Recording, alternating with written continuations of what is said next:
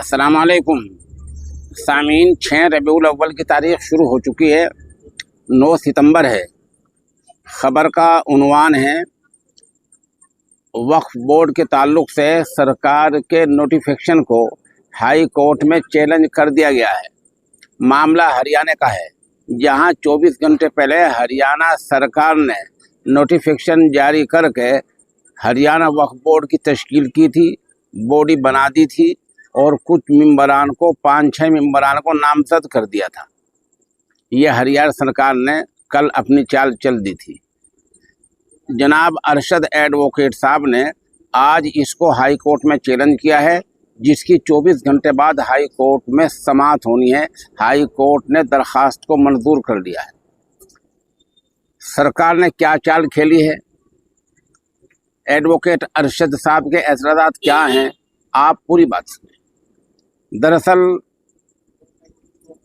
कानून ये कहता है कि जो मेंबरान हैं वो नामजद ना हो, बल्कि उनकी कैटेगरी हो, वो नॉमिनेट ना हो, बल्कि चुने हुए मेंबर भी हों। कानून ये भी कहता है कि चुने हुए मेंबर ज़्यादा हों और नॉमिनेट कम हों। नॉमिनेट उनको कहते हैं जिनको सरकार अपनी तरफ से नामजद कर दिया करती है। और चुनाव को आप सब जानते हैं, चुनाव वाले मेंबर वो होते हैं जो चुनाव जीतकर मेंबर बनते हैं।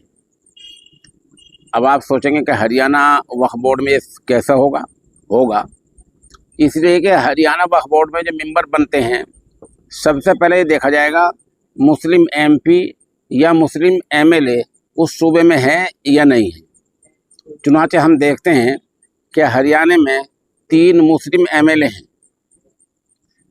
इन 3 मुस्लिम मेंबरान असम्बली में से एक को लेना ज़रूरी है, लेकिन वो भी सरकार अपनी मर्ज़ी से नहीं ले सकती, बल्कि उन 3 के अंदर चुनाव कराना पड़ेगा। वो 3 ही किसी एक को वोट देंगे, जो जीत जाएगा वोट में उसको सरकार मेंबर मान लेगी।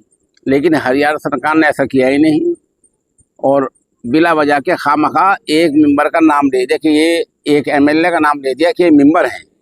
इसको कानून नहीं मानता है, इसको कैटेगरी कहते हैं, जुमराबंदी कहते हैं। हरियाणा सरकार ने ये किया ही नहीं। दूसरा ये है कि मेंबरान में मशहूर वकील हो। वकील उसको माना जाता है बतौर मेंबर के जो बार काउंसिल का मेंबर हो। सरकार ने अपनी तरफ से जिस वकील का नाम लिया है वो बार काउंसिल में सिरे से है ही नहीं। बार काउंसिल के मुस्लिम मेंबर हों, अगर एक हो फिर तो एक ही मान लिया जाएगा। अगर एक से ज़्यादा हैं तो वहाँ भी ये चुनाव होगा और फिर चुनाव होकर मेंबर बनेगा, वहाँ भी नॉमिनेट से बात नहीं बनेगी। इन 2 बुनियादों पर जनाब अरशद एडवोकेट साहब ने मामले को हाई कोर्ट में चैलेंज किया है।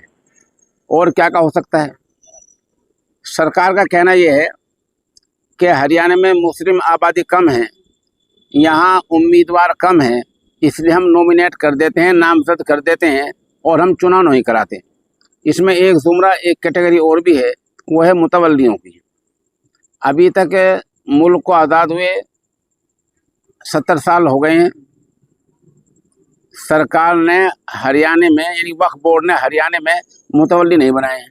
जो मशहूर दरगाहें हैं, जो मशहूर मस्जिदें हैं, उनके मुतवल्ली बन सकते हैं, लेकिन ये इसलिए नहीं बनाते कि फिर चेयरमैन के बनाने और न बनाने में वो मुतवल्लियों की राय लेनी पड़ेगी, मुतवल्लियों का वोट लेना पड़ेगा, इसलिए ये मुतवल्ली बनाते ही नहीं। आप जो हरियाणा के बाशिंदे हैं, अगर मेरी बात आवाज़ आप तक पहुंच रही है तो आप इस बारे में एहतजाज करें, कानून के दायरे में रहकर सरकार को पाबंद बनाएं कि वो हरियाणा वक्फ बोर्ड से कहे कि मुतवल्ली बनाएं। जो मशहूर शहर में मसाजिद हैं, जो वक्फ बोर्ड के दिन मसाजिद हैं, दरगाहें हैं, उनके मुतवल्ली बन सकते हैं। इसी तरह एक जुमरा होता है इस्लामी स्कॉलर का। इस्लामी स्कॉलर मजहबी इस्तिलाह में उसको कहा जाता है जो इस्लाम मज़हब का माहिर हो, अरबी ज़ुबान से वाकिफ़ हो, इस्लामी तारीख़ से वाकिफ़ हो, कुरान और हदीस का फ़हम और समझ रखता हो। लेकिन सरकार ने इस्लामी स्कॉलर के ज़ुमरे से किसको लिया है, कैटेगरी से किसको लिया है, ये ज़ाहिर ही नहीं किया। इस तरह जो सरकार ने 24 घंटे पहले नोटिफिकेशन जारी किया है वो बहुत सारी खामियों से पुर है, वो खामियों से भरा हुआ है उन तमाम खामियों को उजागर जनाब अरशद एडवोकेट साहब ने किया है। वो तमाम बातों को लेकर हाई कोर्ट गए। इसमें इस मामले का एक पहलू ये है कि सरकार चाहती है कि चौधरी जाकिर हुसैन जो मौजूदा वक्फ बोर्ड के एडमिनिस्ट्रेटर हैं उनको चेयरमैन बना दिया जाए और यह काम इसी दौर में हो जाए ताकि अगले 5 साल तक उनकी सीट पक्की रहे। जाहिर सी बात है, कल मामला हाई कोर्ट में चला गया है, कल वहाँ सुनवाई होगी, फिर हाई कोर्ट तय करेगा। हाई कोर्ट इजाज़त दे देता है तो चौधरी जाकिर साहब चेयरमैन बन जाएंगे, और अगर इजाज़त नहीं देता है तो फिर वो चेयरमैन नहीं बनेंगे। बहरहाल इस तरह सरकार ने ओची चाल खेली थी कि इंतखाबी घमाघमी में ये ऐलान किया था। फिलहाल ये हाई कोर्ट में चैलेंज हो गया है और कल मामले की वहाँ सुनवाई है, समाअत है। आप सब दुआ भी करें कि फैसला जल्द आए और बेहतर आए।